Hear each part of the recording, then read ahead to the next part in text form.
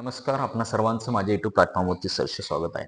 जेही डाळिंब उत्पादक शेतकरी असतील, आज मेथीला बहार धरल्यापासून ते आजपर्यंत ज्या बागेला 4.5 ते 5 महिने पूर्ण झाले आणि अशा बागेमध्ये स्लरी देणं गरजेचं असतं.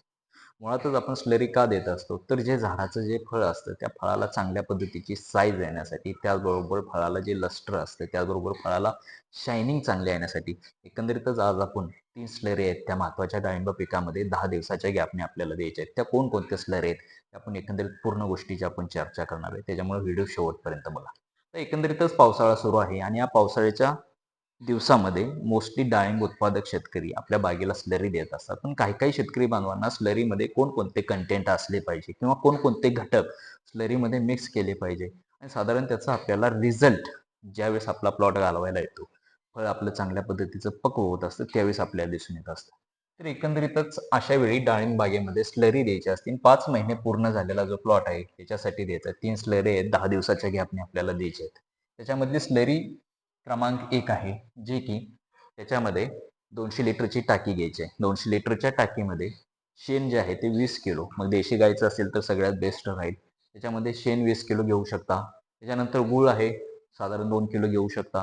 त्याचबरोबर डाळीचं पीठ, मग कोणतीही डाळ असेल, शक्यतो बेसन डाळ असेल तर साधारण ती जी आहे ती 1 किलोमध्ये घ्यायची आहे. आणि त्याच्याबरोबर महत्त्वाचे जे 2 संजीवक आहेत त्याच्यामध्ये इंडॉल ब्युटारिक ॲसिड आणि 6 ब्युटारिक ॲसिड, बेन्झॉलिक ॲसिड, IBA 5 ग्रॅम आणि 6BA 5 ग्रॅम घ्यायचा आहे. त्याचबरोबर अंडी 25 नग घ्यायचे आहेत. मायक्रोरायझा 100 ग्रॅम घ्यायचा आहे. ह्या सगळ्याचं मिक्सचर 200 लिटर टाकीमध्ये, शक्यतो जी आपली टाकी आहे ते सावलीमध्ये ठेवायची आहे. आपल्या बागेमध्ये जर झाड वगैरे असेल किंवा त्याच्यामध्ये शेड वगैरे असेल तर शक्यतो सावलीमध्ये ठेवायचं आहे. का तर स्लरीमध्ये असणारे जे महत्त्वाचे सूक्ष्मजीव किंवा मायक्रोबियल आहेत, जे टेम्परेचरमुळे किंवा बाहेरच्या वातावरणामुळे ते डॅमेजेस किंवा आपल्याला ती संख्या कमी होण्याची शक्यता असते. त्याच्यामुळे शक्यतो टाकी आपली जी आहे ते सावलीमध्ये ठेवायची आहे आणि त्या टाकीमध्ये दिलेल्या कंटेंटप्रमाणे, घटकाप्रमाणे शेण 20 किलो असेल, गूळ 2 किलो असेल, डाळीचं पीठ 1 किलो असेल, इंडॉल ब्युटारिक ॲसिड 5 ग्रॅम असेल, 6BA 5 ग्रॅम असेल, अंडी 25 नग असतील आणि सगळ्यात महत्त्वाचं मायक्रोरायझा आहे ते आपलं 100 ग्रॅम असेल. 200 लिटर टाकीमध्ये मिक्स करायचं आहे 24 तासापर्यंत. ते चांगलं ढवळून ठेवायचं आहे आणि पूर्णपणे सावलीमध्ये पॅक करून ठेवल्यानंतर वरून कापड वगैरे झाकून घेतल्यानंतर ते साधारण 24 तासानंतर आपल्याला ते झाडाला अप्लाय करायचं आहे आणि त्याचा खूप चांगल्या पद्धतीने आपल्याला रिझल्ट दिसून येणार. त्यानंतर 10 दिवसानंतर आपल्याला दुसरी स्लरी आहे. त्याच्यामध्ये शेण आहे ते 20 किलो घ्यायचं आहे. त्याचबरोबर गूळ 2 किलो. गूळ शक्यतो काळा गूळ भेटला तर बेस्टच, नाही भेटला तर आपला रेग्युलर गूळ वापरला तरी चालेल. त्याच्यामध्ये डाळीचं पीठ आहे ते 1 किलो घ्यायचं आहे. त्याचबरोबर तांदळाचं पीठ सुद्धा साधारण 5 किलो घ्यायचं आहे.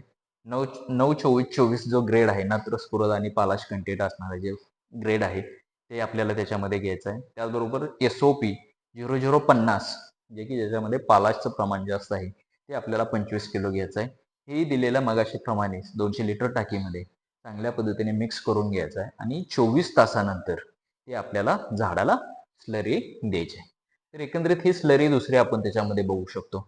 त्याचबरोबर स्लरी क्रमांक 3 आहे. साधारण 10 दिवसानंतर परत तिसरी स्लरी आपल्याला द्यायची आहे. तिसऱ्या स्लरीमध्ये बघायला गेलं मागाच्या प्रमाणे 200 लिटर टाकीमध्ये शेण आहे ते 20 किलो घ्यायचं आहे. गूळ आहे ते 2 किलो घ्यायचं आहे. त्याचबरोबर डाळीचं पीठ आहे ते 1 किलो घ्यायचं आहे. PSB आणि KMB सगळ्यात महत्त्वाचे हे 2 जैविक खत आहेत. शेवटच्या तिसऱ्या आपण ज्यावेळेस स्लरी देत असतो त्यावेळेस ते घ्यायचं आहे. मग त्याच्यामध्ये PSB म्हणजेच फॉस्फरस सोल्युबलायझिंग बॅक्टेरिया असेल आणि KMB म्हणजेच पोटॅशियम मोबिलायझिंग बॅक्टेरिया. मुळातच ह्या 2 बॅक्टेरियांचं काम असतं, जे ऑलरेडी आपण जमिनीमध्ये फिक्स केलेले जे किंवा फिक्स झालेले जे अन्नद्रव्य असतात, स्फुरद असेल, पालाश असेल, तर ते उपलब्ध करून देण्याचं काम हे PSB आणि KMBच्या माध्यमातून होत असतं. आणि ते तिसऱ्या स्लरीमध्ये आपण घटक काय केलाय त्याच्यामध्ये इन्क्लूड केला आणि त्याच्याबरोबर सरकी पेंड आहे ते 10 किलो त्याच्यामध्ये मिक्स करायचं आणि एकंदरीतच हे सगळे 5 घटक 200 लिटर टाकीमध्ये चांगल्या पद्धतीने मिक्स करून 24 तासानंतर पूर्णपणे सावलीमध्ये टाकी असावी आणि 24 तासानंतर ते आपण झाडाला स्लरी द्यायचे. मग ते एकंदरीतच ह्या पूर्ण जे कंटेंट आहेत किंवा घटक आहेत याचे फोटो आपण याच्यामध्ये दिलेले आहेत आणि एकंदरीतच स्लरी दिल्यानंतर आपल्याला आपल्या झाडावरती किंवा आपल्या डाळिंबाच्या फळावरती कोणकोणते आपल्याला फरक दिसून येतात, तर त्याच्यामधलं महत्त्वाचं आहे मातीतील जीवाणूंची हालचाल वाढते आणि संख्या वाढते. एकंदरीतच पाहायला गेलं आपल्या जमिनीमध्ये जे असणारा सूक्ष्मजीव आहेत ते गेल्या कित्येक वर्षापासून पिढ्यानपिढ्या आपण जास्त प्रमाणात रासायनिक खतांचा वापर असेल किंवा इतर वेगवेगळे अपायकारक घटक आहेत त्याच्यामुळे सूक्ष्मजीवांची संख्या हे बऱ्यापैकी आपल्याला कमी झालेले दिसून येत आहे. आणि त्याच्यामुळे ह्या 3 स्लरीचा काय फायदा होणार आहे? या 3 स्लरीमुळे जे आपल्या जमिनीमध्ये असणारे सूक्ष्मजीव आहेत, त्यांची सगळ्यात महत्त्वाची हालचाल वाढणार आहे.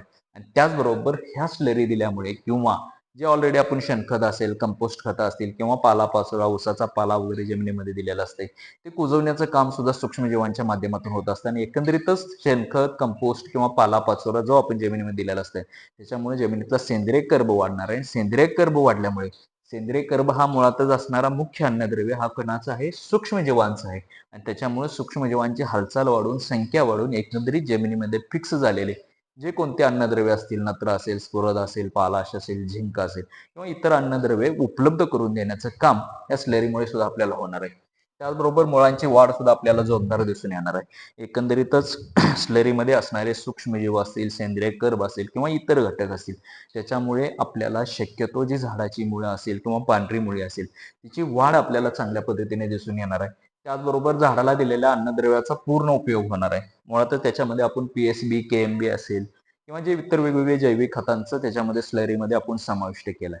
आणि त्याच्यामुळे काय होणार आहे, जे ऑलरेडी आपण सुरुवातीला बेसल डोसच्या माध्यमातून रासायनिक खतं असतील किंवा वेगवेगळ्या ग्रेडची विद्राव्य खतं आपण ज्यावेळेस डाळिंबाला दिलेली असतात, आणि ते उपलब्ध करून देण्याचं काम ह्या स्लरीच्या माध्यमातून होणार आहे. आणि त्याच्यामुळे जो दिलेला आपण अन्नद्रव्य आहे ते पूर्णपणे झाडाला काय होणार आहे, उपयोगात येणार आहे.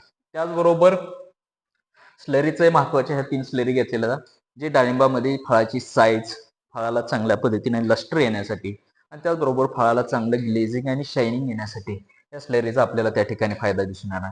त्याचबरोबर फुलकळी असेल त्याची संख्या वाढणार आहे, एकंदरीतच वाढणारा फुटवा वगैरे असेल किंवा शेंडा वाढ असेल तर ती बऱ्यापैकी आटोक्यात येऊन आपल्याला उत्पादनामध्ये वाढ होणार आहे. आता एकंदरीत स्लरी तयार करण्याची पद्धत कशी आहे, 200 मगाशी सांगितल्याप्रमाणे सुरुवातीला 200 लिटर टाकी घ्यायचा आहे, वरील दिलेले जे घटक असतील ते घटक चांगल्या पद्धतीने मिक्स करायचे. टाकी शक्यतो आपल्याला सावलीमध्ये ठेवायचे आणि सावलीमध्ये ठेवल्यानंतर 24 तासानंतर चांगल्या पद्धतीने ढवळल्यानंतर ते आपल्याला काय करायचं आहे, झाडाच्या प्रत्येक झाडाला ते अप्लाय करायचं. आणि एकंदरीतच सर्व शेतकरी बांधवांना हा व्हिडिओ कसा वाटला कमेंटच्या माध्यमातून जरूर सांगा. ज्याही शेतकरी बांधवांनी अजूनही आपल्या युट्यूब चॅनलला लाईक, शेअर आणि सबस्क्राईब केलं नसेल तर त्या शेतकरी बांधवांनी जरूर करावे. धन्यवाद.